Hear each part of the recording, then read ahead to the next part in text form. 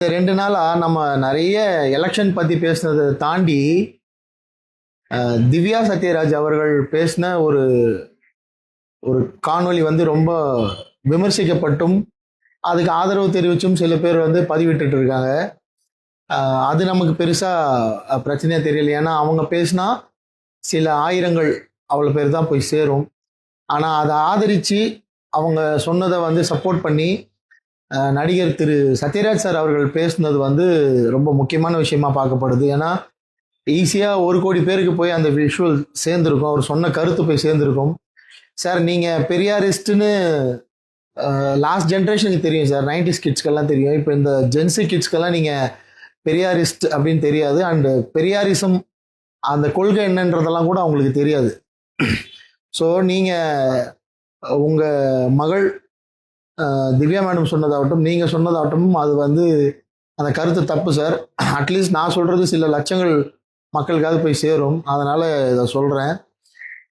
நீங்கள் 2 பேரும் சேர்ந்து சொன்னது என்னென்னா, லிவ் இன் ரிலேஷன்ஷிப் வாழ்கிறது தப்பு இல்லை, கல்யாணம் பண்ணிக்காமல், அதாவது தாலி கட்டாமல், மோதிரம் மாற்றாமல், நிக்கா அப்படின்ற முறையில் இல்லாமல், இந்த எந்த சடங்குகளும் இல்லாமல், ஃபேமிலி இல்லாமல், பெற்றோர்களோட சம்மதம் இல்லாமல் திருமணம் என்ற பந்தத்தில் வந்து நீங்கள் வாழ்கிறது தப்பு இல்லை. திருமணம்னு சொல்ல முடியாது, அதை பிடிச்சவங்க கூட சேர்ந்து வாழ்ந்துக்கலாம், எப்பெல்லாம் யார் யாரெல்லாம் பிடிக்குமோ அவங்க கூட சேர்ந்து வாழ்ந்துக்கலாம், அது தப்பு இல்லை அப்படின்னு ஒரு கருத்து.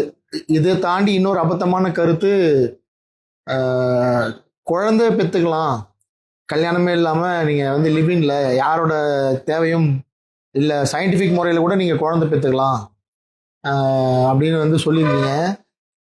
லீகலைஸ்டு முறைப்படி இல்லாமல் குழந்தை பெற்றுக்கிறதுக்கு உங்களை மாதிரி ஆட்களால் முடியும். ஏன்னா குறைஞ்சது பேங்க் பேலன்ஸாகவே உங்ககிட்ட மினிமம் பேங்க் பேலன்ஸாகவே ஒரு 25 crores இருக்கும், உங்களுக்கான சொத்து வளங்கள் இருக்கும், நிறைய இருக்கும். அதனால் ஒரு குழந்தைய பெற்று நீங்கள் யாரோட ஆதரவும் இல்லாமல், எந்த சப்போர்ட் இல்லாமல் ஒரு 3 மேடு 4 மேடு வச்சு நீங்கள் வளர்த்துருவீங்க குழந்தைய.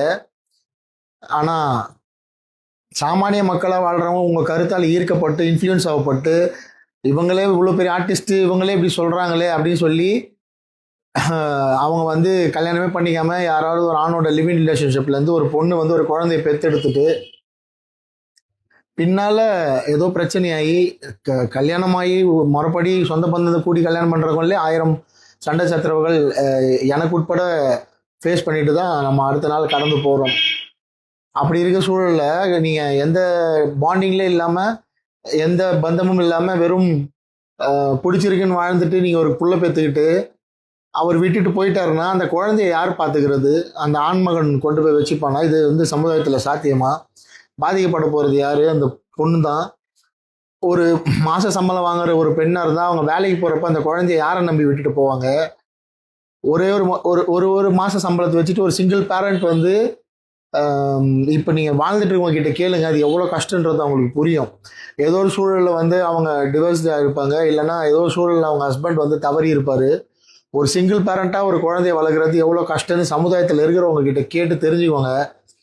நாளுக்கு நாள் ஏசி ரூமில் நல்ல செல்வந்தராக வாழ்ந்துட்டு இந்த கருத்தை சொல்கிறது மிகப்பெரிய தப்பு, கண்டனத்துக்குரியது. அதனால் சத்யராஜ் சார் சொன்னதாகட்டும், அவங்களுடைய மகள் திவ்யா சத்யராஜ் மேடம் சொன்னதாகட்டும், இந்த கருத்தை பெண்கள் தயவு செஞ்சு வந்து, அதுவும் இந்த 2000க்கு அப்புறம் பிறந்த பெண்கள் அந்த கருத்தை உள்வாங்கிக்காதீங்க. அதில் நிறைய பிரச்சனைகள் இருக்குது.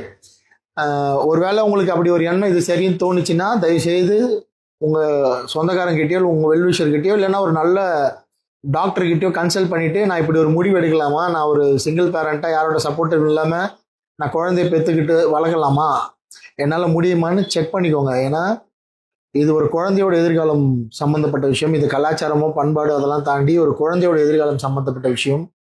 ஸோ இதை சினிமாவில் வேறு யாரும் எதிர்த்து பேச மாட்டாங்க, நல்லா தெரியும். அதனால் சில லட்சம் மக்களுக்காவது இது போய் சேரட்டும்னு நான் சொல்கிறேன்.